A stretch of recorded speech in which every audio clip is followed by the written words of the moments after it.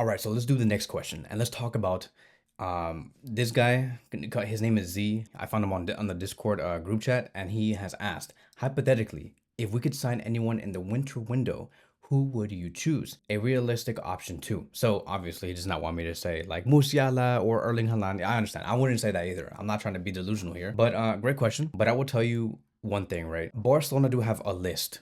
And I think that their list is very clear. They know exactly who they want to go for. However, the financials are going to restrict us, and the timing is going to restrict us. And there's a lot of rules and regulations that we have to follow. So clearly, I'm trying to tell you here that Barcelona do have a plan. It exists. However, our options are going to be very limited in the January transfer window. So let's look at Ete Young, for example.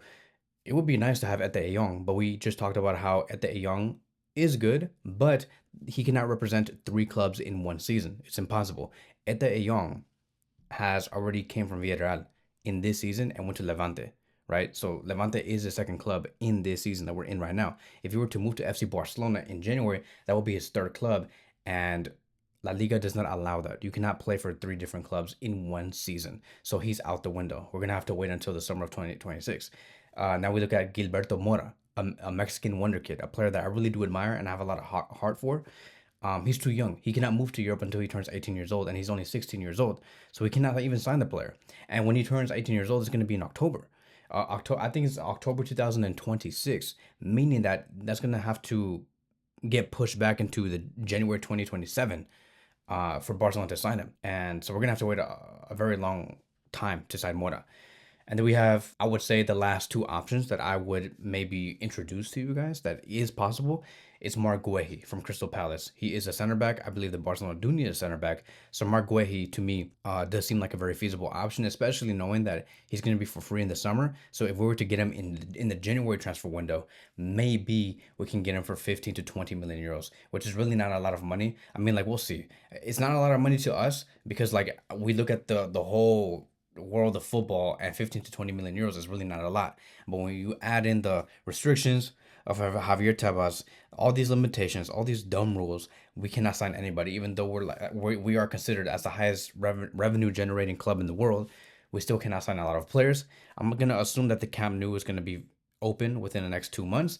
Maybe that could help us. Maybe sign more players because it's going to bring in a lot of income. A lot of people are going to be able to come. We can fit 65,000 people. That could have a say on who we could sign in the January transfer window.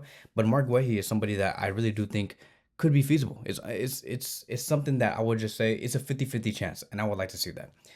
Another player I would like to propose is Vanderson. Vanderson is a right back that does represent Monaco. He currently does play with Ansu Fati. So the relationship between Barcelona and Monaco is actually really good. Barcelona trusts Monaco when it comes to sending their players out there and getting better. Monaco have a good reputation on growing youngsters, and the only thing that Monaco have been able to do over the past 2 years is grow Vanderson. I have seen Vanderson come from Gremio, go to Monaco, and really grow as a player. And I'm talking about maturity, tactical awareness. I'm talking about the way that he does provide a lot of assists in the final third, goals. Vanderson is that guy. And I did talk about it in a previous video how, with Eric Garcia really cementing himself in the center back position with Kubarsi in the back line, it does give more, I would just say, pressure on Jules Koundé to deliver on the right back position, and we don't really have an ideal right back that can really be that competitor to Jules Koundé. So I would say that Vanderson would be also ideal for the January transfer window. I think that it could really help us a lot and give us depth and give us the relaxation that our defensive line is never going to run out of options. And Vanderson could be available for maybe 25-30 million euros. That's really good. And I think that we can work something out well with Monaco because once again, Monaco has a good relationship with us. And I have been watching Monaco a lot for three different reasons. Because of Vanderson, because of Ansu Fati, and because of there's this one guy named Balogun. I don't know if you guys know Balogun, but he is a striker for the USA. So yeah, I do follow them a lot and I want to see Monaco do well in the league and also in the Champions League. And it's going to be very exciting. Also, with Paul Pogba coming back, I want to see his redemption arc. That's going to be so fun to watch. But yeah, that is the two players that I think could be very much realistic and based off the sporting needs that we need. So thank you guys so much for watching, and I will see you guys in the next one.